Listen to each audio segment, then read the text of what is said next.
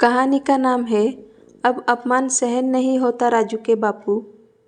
गीता बोलती है, माँ जी कितनी बार कहा है आपसे, ये रानी विक्टोरिया की तरह साड़ी ज़मीन पर लहराते हुए मत चला करो।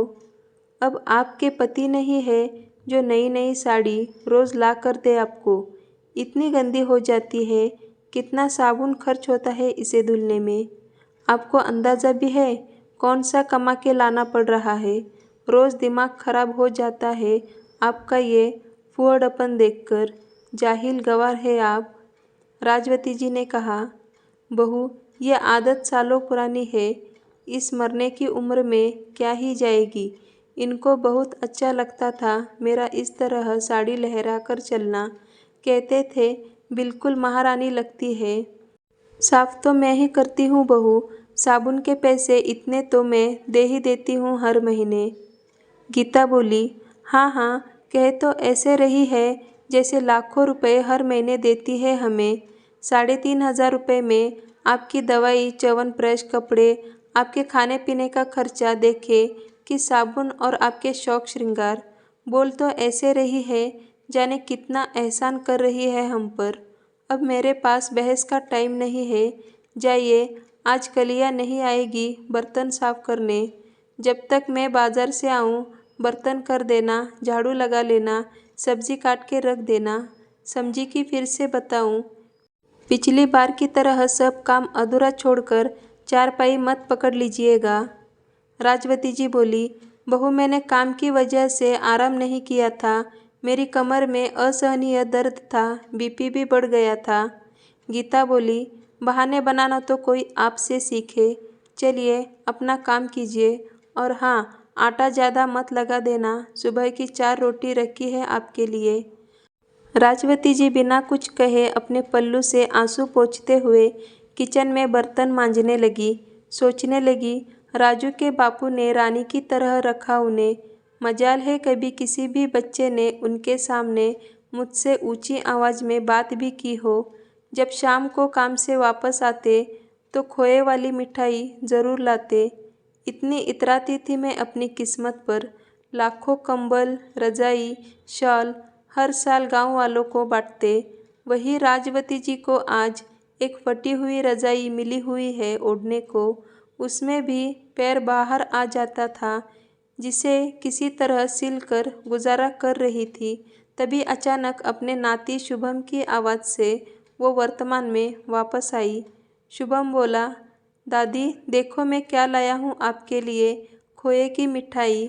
आपकी फेवरेट है ना, दादाजी हमेशा लाते थे आपके लिए। राजवती जी बोली, अरे मेरे लल्ला तुझे कहाँ से मिल गई ये खोए की मिठाई। शुभम बोला, अरे दादी वो ना नानू आए हैं, वही लेकर आए हैं। राजवती जी बोली, तो तू मुझे क्यों दे रहा है, तेरी मम्मा ने तुझे दी होगी ना खाने को। शुभम बोला, दादी आपको तो पता है मैं मीठा नहीं खाता ज़्यादा, ये तो इतनी सारी है, आप नहीं लोगी, ले लो ना थोड़ी सी। बालहट के सामने राजवती जी नतमस्तक हो गई।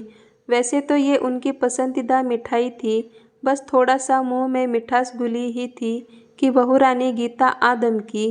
गीता बोली, तेरे नाना क्या इसलिए ही इतना पैसा खर्च करके तेरे लिए खाने को लाते हैं कि तू एरोगेरों को खिलाता फिरे। गीता ने तुरंत राजवती जी के हाथ से मिठाई छीन ली। गीता बोली, आप क्या करेंगी खाकर, इससे अच्छा तो मेहमानों को खिला दूंगी। आपकी भी आदत बिगड़ रही है दिन पर दिन। कान खोलकर सुन लीजिए, आज के बाद अगर शुभम से कोई भी चीज़ चोरी से मंगवाई तो मुझसे बुरा कोई नहीं। शुभम बोला, मम्मा ये तो पापा की मम्मा है, आप मेरी दादी से ऐसे कैसे बात कर सकते हो। इन्होंने चोरी नहीं की, मैंने दी है इन्हें मिठाई, दादी ने नहीं मंगाई। गीता बोली, ज़्यादा आया दादी दादी करने वाला, ज़्यादा जबान चलने लगी है तेरी बुड्ढों के साथ रहकर। जा अपना होमवर्क कर। राजवती जी पल्लू से आंसू पोंछती हुई अपनी टूटी हुई चारपाई पर आकर बैठ गई। पति की तस्वीर से घंटों बातें करती रही। बोली कि राजू के बापू अब तिरस्कार सहन नहीं होता, पूरा जीवन बच्चों की परवरिश में गुजार दिया हमने, उसका ये सिला मिला है हमें। पर अब नहीं, अब तिरस्कार सहन नहीं होता। मन में कुछ प्रण लिए राजवती जी सो गई।